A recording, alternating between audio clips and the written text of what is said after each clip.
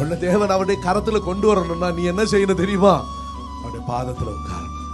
பாதம் ஒன்றே எனக்கு போதும், உம்முடைய சமூகம் எனக்கு போதும், உம்முடைய பாதம் போதும். அந்த பாதத்தில் இருக்கிறதுனால அந்த பென்யமீனுக்கு 3 ஆசீர்வாதம் கிடைக்குது. 12 அதே அதிகாரம் 12 வசனத்தை வாசிச்சு பாருங்க.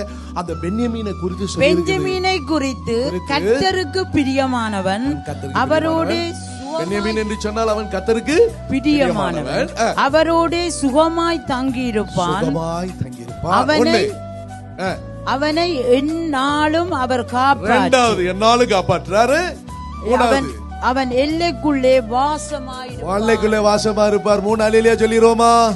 அல்லேலூயா, அல்லேலூயா, அல்லேலூயா. அவன் கர்த்தருக்கு பிரியமானவன். ஒரு காலத்துல பீர்ற ஓனாய். அப்ப அவனை பார்த்து சொல்லும் போது என்ன சொல்ற? ஒவ்வொருத்தனுக்கும் மிருகமா பேர் வச்சுட்டார். யாக்கோபு ஆதியாகமம் 49 முழுது வாசிச்சு பாத்தீங்க. 12 குமாரர்கள் என்ன சொல்றாரு? ஒருத்தனை கழுதடாங்கிறாரு, ஒருத்தனை பாதத்துல விழுது, அதாவது பாதத்துல மல்லாங்க கிடந்துக்கிட்டு குதிங்கால கடிக்கிற சர்ப்பமுடா நீங்கிறாரு, பாம்புடாங்கிறாரு. இன்னொருத்தனை பார்த்து சொல்றாரு நீ நீ நீ சிங்கமுடாங்கிறாரு. இன்னொருத்தனை பார்த்து சொல்றாரு அந்த பென்யமீனை பார்த்து சொல்றாரு நீ பீறுகிற ஓனாங்கிறாரு. ஆனா இப்படி தகப்பன் சொன்னா, ஆனா என் நேசர் அப்படி சொல்லல. அழைப்பை பெற்ற மோசே அப்படி சொல்லல. தேவனுடைய மனுஷனை கொண்டு கர்த்தர் ஆசீர்வதிக்கும் போது, பென்யமீன் நீ கர்த்தருக்கு பிரியமானவன். ஒரு காலத்துல அந்நியரா இருந்தோம், பரதேசிகளாக கிடந்தோம், தேவையற்றவர்களா இருந்தோம். இன்றைக்கு உங்களை என்னையும் அவருக்கு பிரியமானவர்களா மாற்றிருக்கிறார். அவர்களை பற்றி என்ன சொல்றாரு? 1, அவன் சுகமா இருப்பான். 2வது, அவனுக்கு என்னால காப்பாற்றுவார். 3வது, அவன் எல்லைக்குள்ளே நான் என்ன செய்வேன்? எங்க இருப்பார் ஆண்டவர்? அவருடைய எல்லைக்குள்ளே சாத்தான் குடியிருக்க முடியாது. வியாதி எல்லைக்குள்ள சுகமா குடியிருக்க முடியாது. சாபம் எல்லைகளுக்குள்ள வர முடியாது. எந்த பிள்ளி சூனியங்களோ ஏவலோ மாந்திரியங்களோ எந்த விதமான பாவத்தின் வல்லமையோ உனக்குள்ள வந்து வாசம் பண்ண முடியாது. பாஸ்டர், எங்க வீட்டுக்குள்ள பிசாசு போராடுறான், ஏன் உனக்குள்ள வர முடியாது? ஏன்னா நீ அவருடைய பாதத்தில் இருக்கிற. நீ அவர் பாதத்தில் இருக்கிற. நீ உன்னை கர்த்தர் தம்முடைய கரைகளை வைத்திருக்கிறார். அவருடைய பாதத்தில் இருக்கும்போது அந்த பாதத்தில் என்னெல்லாம் இருக்கு தெரியுமா? அதை நீங்க பைபிள்ல வாசிச்சு பாருங்க. லூக்கா எழுதின சுவிசேஷத்துல ஒரு ஸ்திரீ இருந்தாள். லூக்கா 7ஆம் அதிகாரம் 37ஆம் வசனம் 38ஆம் வசனத்துல நீங்க வாசிச்சு பார்த்தீங்கன்னா ஒரு ஸ்திரீ, நமக்கு தெரியும், அந்த மரியாதை பற்றி தெரியும். அவள் என்ன செய்தாள்?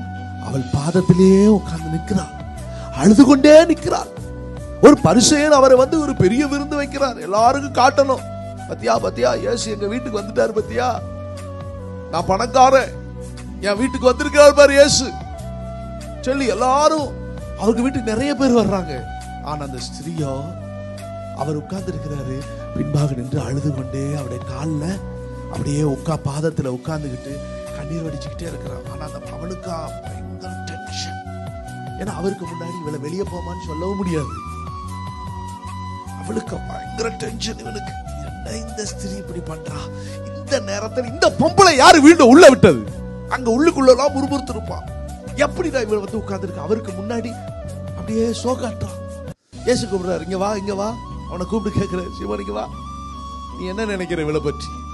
இல்ல அவன் முகத்தின் சாயல் எல்லாம் மாத்திக்கிட்டு, இல்ல ஒண்ணு இல்ல இவளை பத்தி நீ என்ன நினைக்கிற அவளத்துல கேட்கிறாரு. இவளுடைய திரளான பாவங்கள் மன்னிக்கப்பட்டது. அழுறா, காதத்தை கழுவுறா.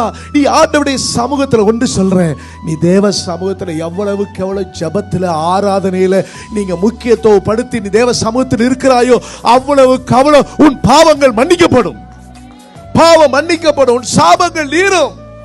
அவர் மன்னிக்க தயவு பெருத்த கர்த்தர். அவருடைய சமூகத்துல பாதத்துல மன்னிப்பு உண்டு. எத்தனை பேர் விசுவாசிக்கிறீங்க? அவருடைய பாதத்துல உங்களுக்கு மன்னிப்பு உண்டு. அவருடைய பாதத்துல கர்த்தர் உங்களை மன்னிக்க தயவு பெருத்திருக்கிறார். மன்னி ஆண்டவரே, அழும்போது என்ன பாவியாகி என்னக்கா நீர் இறங்குகிறீர்.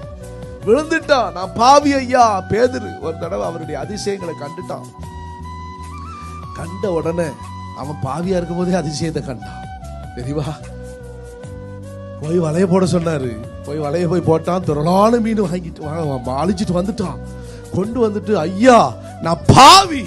இந்த பாவி எவ்வளவு நேசிச்சாரு பாருங்களேன். திரளான ஆசீர்வாதத்தை பெற்ற